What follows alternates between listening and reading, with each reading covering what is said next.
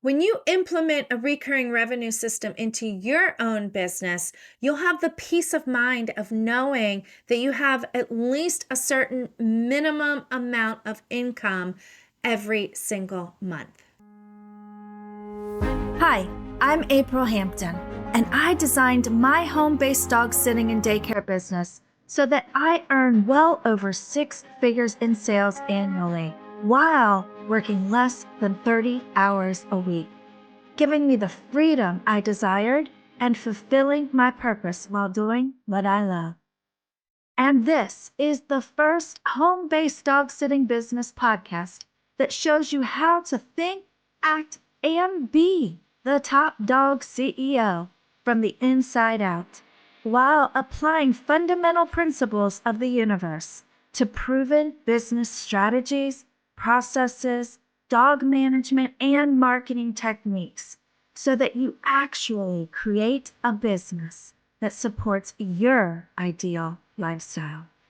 A dog business you love because it is emotionally, physically, mentally, and financially sustainable. This is the Dog Sitter's House podcast.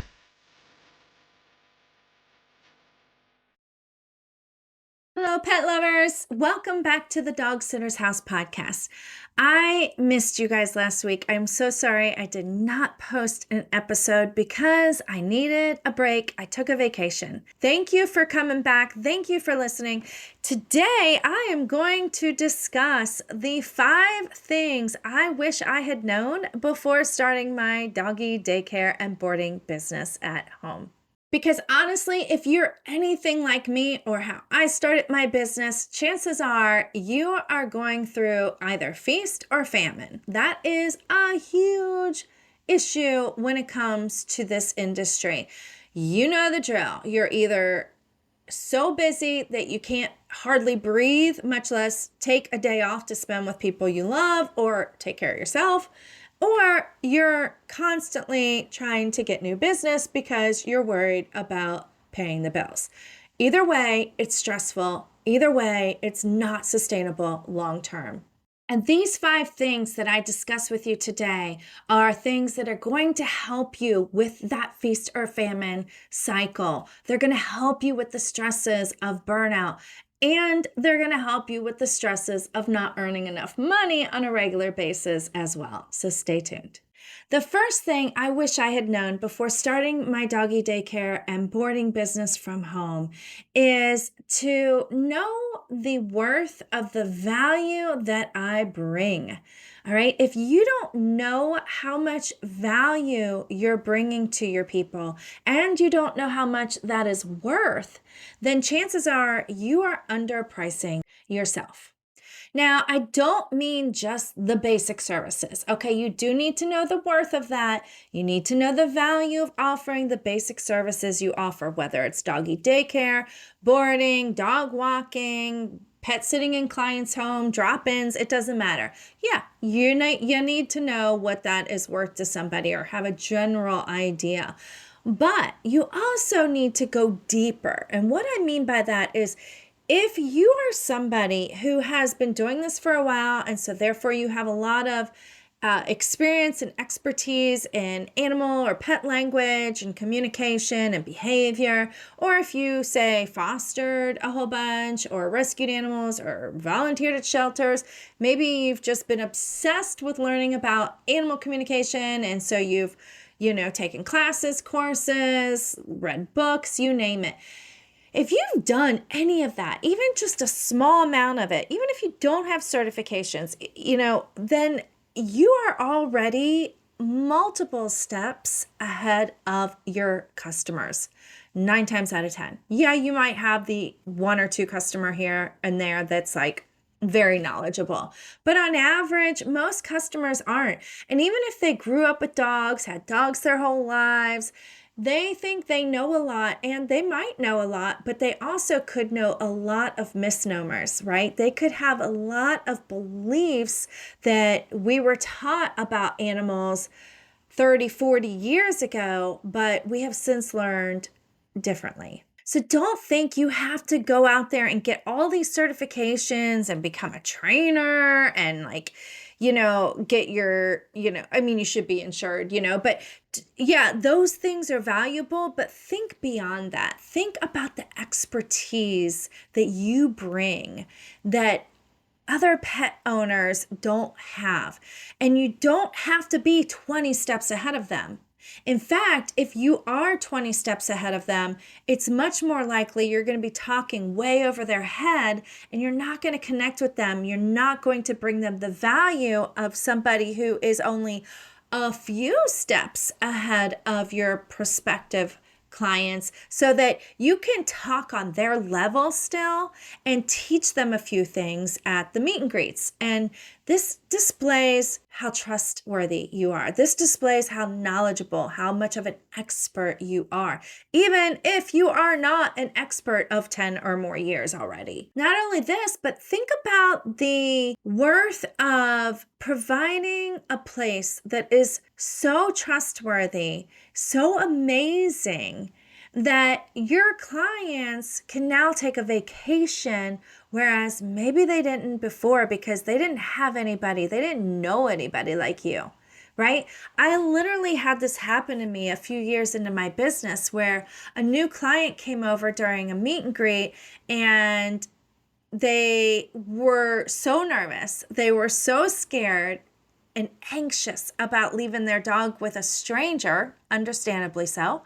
And throughout my meet and greet process, I displayed to them my knowledge of the dogs. I helped them understand their dog and their dog's behavior better than they ever had known before. And they got to see all of my safety measures in place. They got to see how we do the socialization in a safe environment so that it doesn't overwhelm their dog and stress their dog out more, because their dog was not socialized and was, kind of scared of the other dogs. So they got to see the whole process and get the education behind it. When that prospective customer left, she was signing up, didn't care how much I charged. She was like, definitely book us, because I haven't taken a vacation in 5 years because I have been too afraid to leave my dog with anybody, but you have finally given us the freedom of knowing that our dog will be okay. What is that worth? Do you think? What is that worth to somebody? I mean, I can't even put a price on it, right? It's literally priceless to somebody who's not been able to vacation for 5 years, and now they can because of you.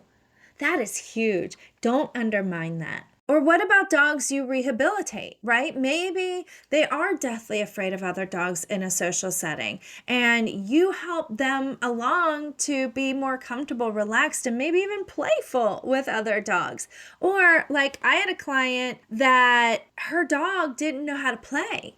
He didn't know how to play with toys. He didn't know how to play with other dogs, much less other humans, okay? And so after being at my place for daycare for a few months on a regular weekly basis, she was telling me, oh my gosh, thank you so much. Our dog now plays fetch and tug of war, and our children finally have a dog they can play with. That's mic drop. Priceless. No? I mean, it's priceless. Every family, when they get a dog and they have children, they imagine this dog being somebody that their children can play with. And when that dog doesn't know how to play, that's a huge disappointment. But if you can teach that dog how to play, and all of a sudden their children can create lasting, bonding memories with their dog, then they can't put a price on that. And they will recommend you to everybody they know. And my last example of this is, being around animals as often as you are, don't underestimate the signs that you see, whereas other people don't see them. Even the pet owner doesn't see them sometimes. So for example, I had a dog that was coming here for about a year, and all of a sudden, one boarding visit, he was drinking a lot of water. He was peeing a lot more. He started having accidents in the house where he never did that before. And I was like, okay, something's not right here.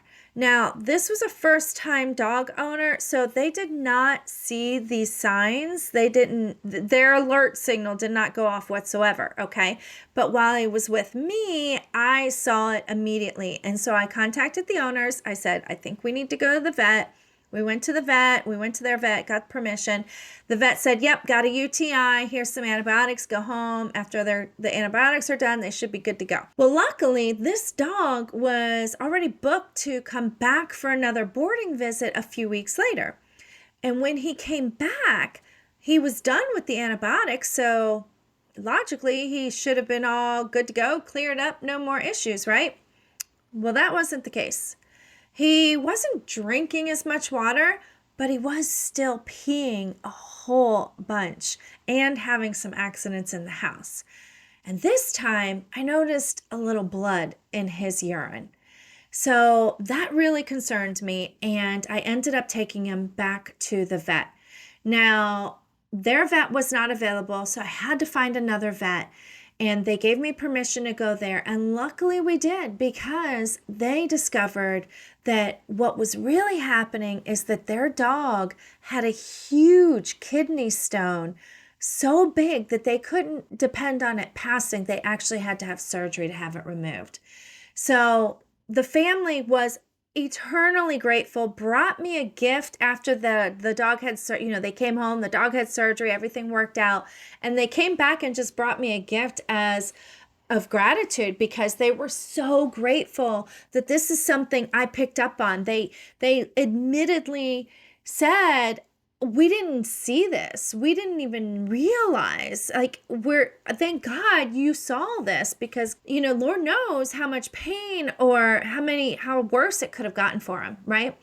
This is extremely valuable. These are all the little unspoken things that you do on a regular basis that you might not be giving yourself credit for.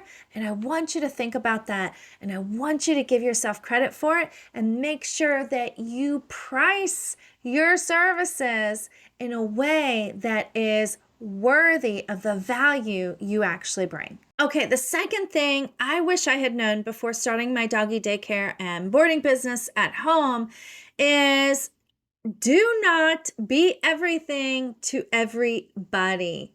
Okay, I know it sounds like a paradox, because when you're first starting out, you just want to please everybody, right? You want to jump through hoops. You want to stay open late and let them drop off at 11 o'clock or 5 o'clock in the morning. You want to go that extra mile to earn their business, which is totally understandable, completely honorable. I completely get it. I did the same thing. But let me tell you, this is not sustainable. If you are just getting started, then you're going to be in for a wide awakening, because before you know it, you're going to realize that you have absolutely no time off, and you don't have time with the people that you love. So when you do this, it is very detrimental to your business, whereas you might think it is to grow your business, and it can grow your business, but you're going to regret it, and you'll get so burnt out that you might end up closing your business. And I don't want to see that for anybody. So the way to combat this is to make sure you are setting up your policies, your business hours, who you want to work with, the type of animals you want to work with, your location, if you're doing dog walking or pet sitting in clients' home. You need to determine all of this stuff ahead of time based on what you want first. Now, of course, you have to be realistic about it, right? You're not going to say, well, I only want to work 5 hours a week and make 6 figures. Okay, let's get real, okay? You do have to actually work some, but you can set it up in a way that fits your lifestyle, that aligns with your values and your priorities in life, so that you can have time for your spouse or your children or your your parents, whatever the case may be, right? So that you do have time to take care of yourself on a regular basis so that you don't get so burned out that you can't, really be with it when you're taking care of animals, which you and I both know we need to be with it when we're with these animals. We need to be on top of it so that they don't get into trouble. Okay, so that one's super easy breezy, beautiful, right? So let's move on to the third thing I wish I had known when starting my doggy daycare and boarding business at home. And that is the power of weighted averages. This is the best and most accurate way to determine your rates. I help people with this that I coach one-on-one, and I'm going to be offering it in a training that I'm thinking about setting up for people. So if you're interested in this, make sure you keep an eye on my YouTube channel because I will be pinning a video to the top of it within the next week or two where I dive in on this a little bit further and I show you on my screen the actual calculator that I give to my clients where you can plug in and play and figure out all the details you need to figure out financially within your business. You see, one of the main reasons I felt trapped by my business, and it nearly killed me the first 2 years, is that I didn't have my pricing correct. I didn't have pricing that was sustainable financially, right? And I made 2 huge mistakes right from the get-go. First, when I first started, I chose my pricing based on what other people were charging, okay? Bad idea. Don't do that. Wrong thing to do. You will regret it if you don't regret it already. I can promise you that, because really all you're doing then is setting up your prices based on everyone else versus what you need to bring in to make the bills. And chances are you're not going to be charging enough, which then means that you are going to be working your tushy off, constantly booking yourself so that you can earn enough money every single month. So don't do what I did, okay? And if you did, that's okay. You can change it. You can raise your prices. And when you use the power of weighted averages, you'll do it in the most accurate way that actually brings you the financial peace that you're looking for on a monthly basis. But the second mistake that I wanted to discuss is that the first time I raised my prices, because I'd realized pricing based on what everybody else priced wasn't working, wasn't, making it, I just took the average. I took the average of how many boarders I had on a monthly basis and the average of how many daycare visitors I had on a monthly basis. And then I just multiplied it by, the new price I just dreamed up in my head until I found a number I liked. And I was like, okay, that sounds good. Let's go with that. And let me tell you, that didn't work either, okay? I still, for the next year, found myself having to overbook myself in order to earn enough money. So don't do that. It doesn't factor in enough of the numbers and details. Of course, I was like, yeah, that number sounds good because I know how much my expenses are every month, blah, blah, blah. I did factor in some other details, but it did not do the job, okay? And it still left me working 80 hours a week, never taking any time off for vacation, much less, and burnt out beyond belief. So when you use the power of weighted averages or this calculator that I have, it is going to help you figure out not only your rates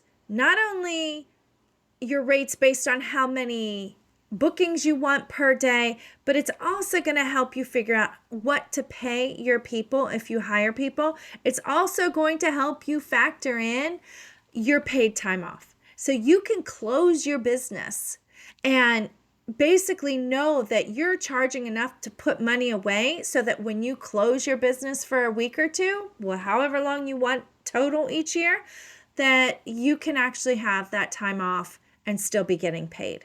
So there's more to it. I won't go into it here because it's a whole nother video on its own. But if you're interested, make sure you leave a comment on this video or the video that I pin here soon, because if I get enough people interested, I'll do a training on literally how to create the system that I've created, and this calculator will be included. Okay, the fourth thing that I think every business owner, especially pet business owner, would like to know before starting their business is to mind your own mind.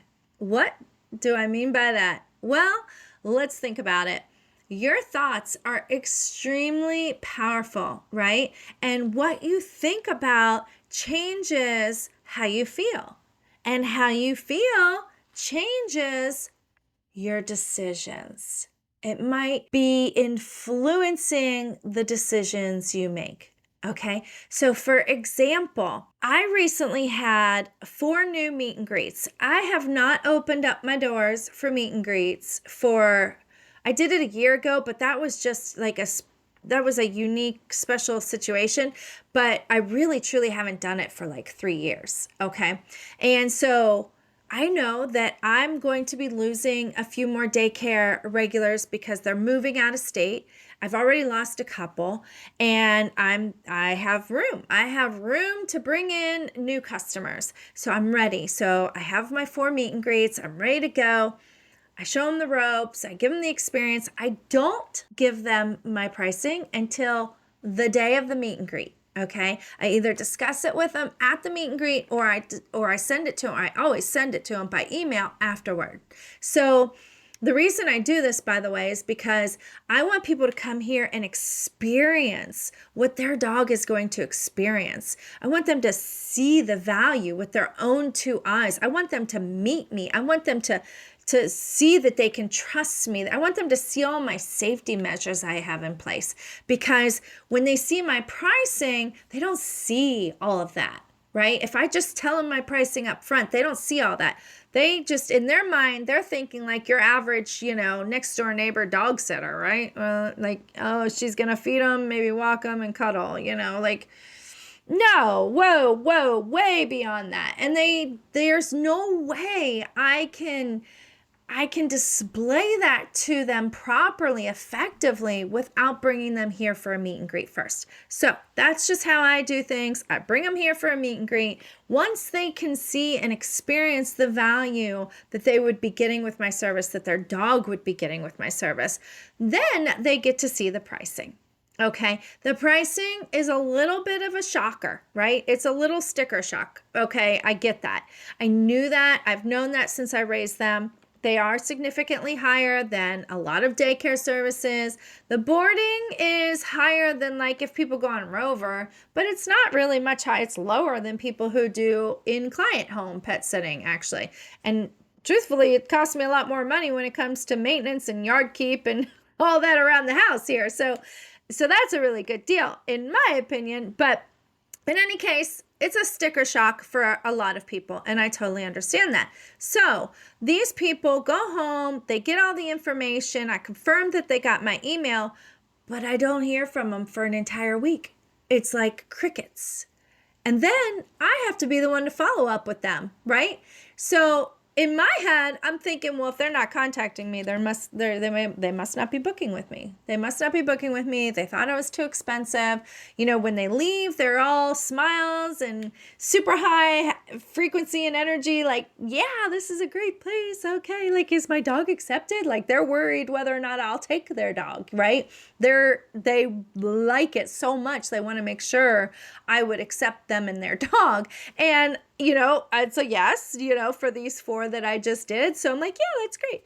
Well, then this whole week goes by, and every day I have those little demons in my mind going, oh, what if my prices are too high? Inflation's gotten so bad.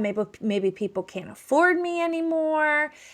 Maybe I should lower my prices. Maybe I should think about lowering my prices. No, don't do that, April. Okay, so I'm going through this, there's good cop and bad cop, or good angel, bad, devil on the other side here, right? And, one of them saying no, no, stand your ground. You deserve every penny of it. And the other one saying, yeah, but you're never going to get any new customers and you're going to fail. Your business is going to go under, right?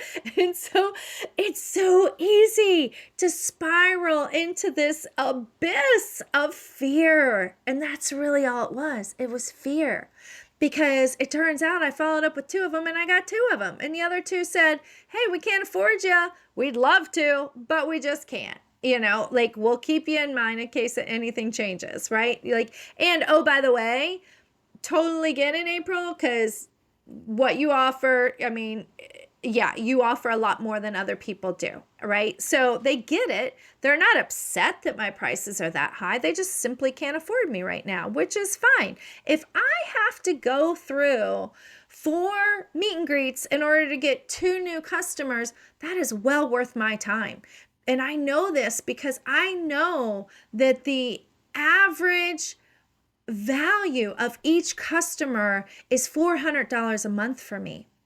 And so that means I just spent 4 hours of my life on 4 different hour-long meet and greets in order to earn $800 a month. That's well worth my 4 hours. What do you think? Okay, I digress. Let me get back to the minding your mind part. So the first thing that's super important is you have to become aware of this.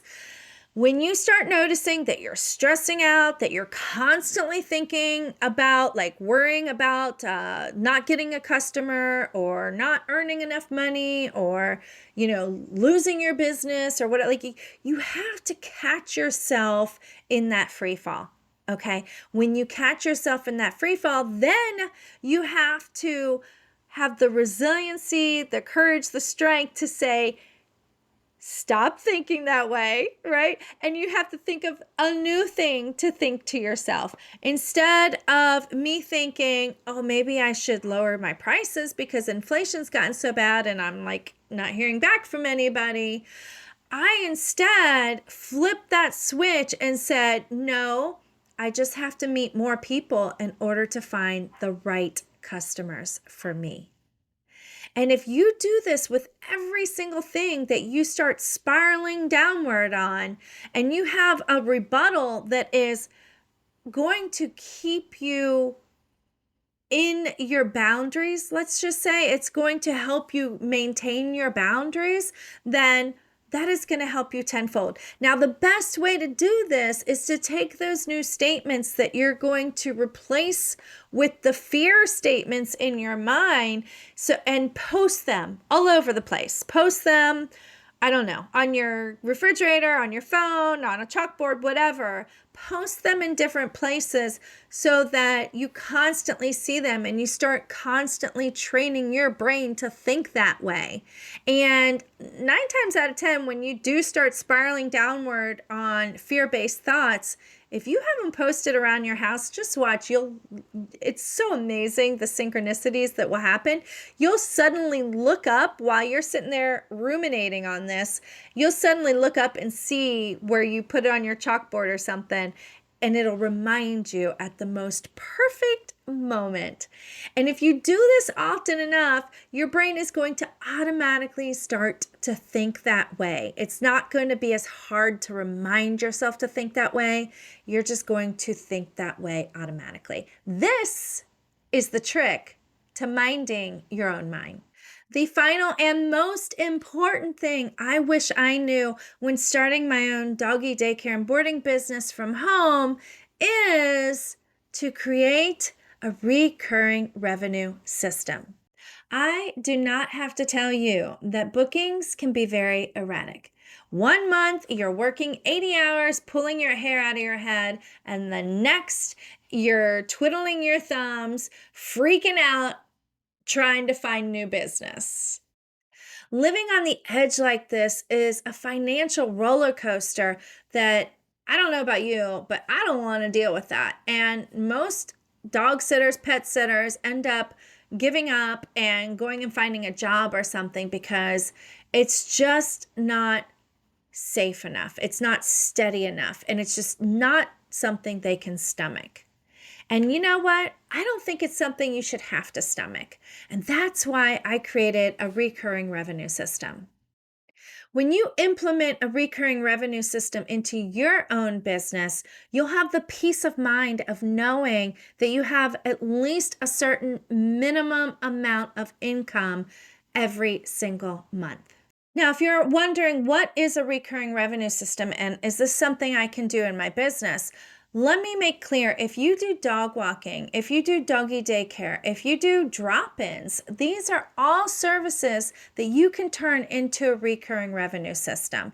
It's anything that your clients need on a recurring basis. So honestly, even if you're a groomer, you could implement this system. Now, this is something that would take a lot more time to explain in a video, and really honestly it's going to take a few hours of training in the very, very least. So that's why I'm thinking about putting this training together to teach people how to implement a recurring revenue system, along with all the other parts of the business, of course. But this is the meat of the business that helped me go from feast or famine and 80 hours a week to nothing, and finally gave me the balance I was looking for so that I could stop stressing about money and still take time off. So if you're interested in this system, please leave a comment below, hit a thumbs up, and check out the pinned video that I'm going to be putting up on my YouTube channel at Conscious Pet Sitter here soon, probably within the next week or two, because I'll talk a little bit more about it, but I'm also going to show you a screenshot of my income over the last few years and the difference it made in my income once I implemented this recurring revenue system. If you want to tell me things that you'd love to see included in the training, please offer that up in the comments as well, and I will definitely take that into consideration for you, because I am here to help you with what you're struggling with. So just to give you a broad overview of what a recurring revenue system is, it is something that you set up so that customers are committed to paying and using your services on a regular basis. Now, this does not mean a package, okay? I made that mistake. If you're doing it already, it's okay. Don't feel bad. Everyone does it.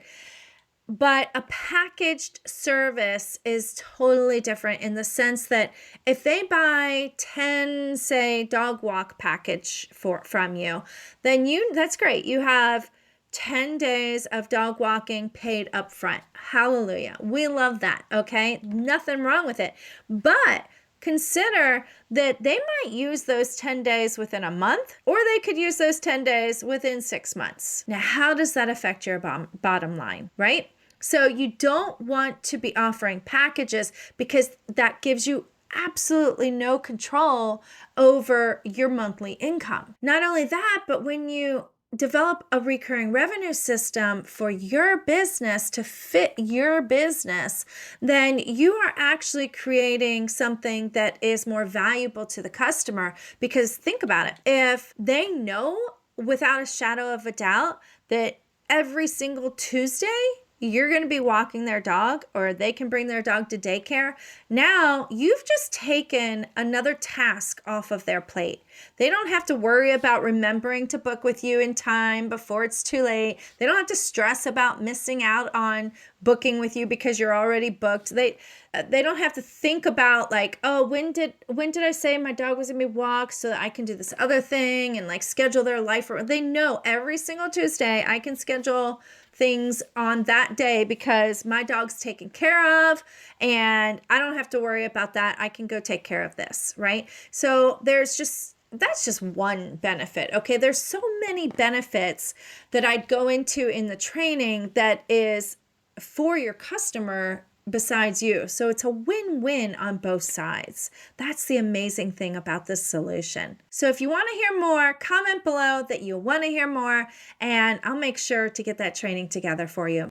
I know for me, this has been a game changer in my business, and I literally don't think that I'd still be in business if I didn't have it. Okay, that wraps up the top 5 things I wish I had known when I started my doggy daycare and boarding business from home.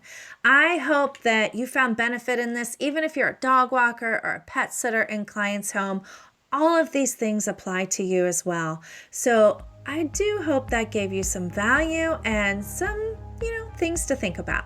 So until next time, happy tails to you.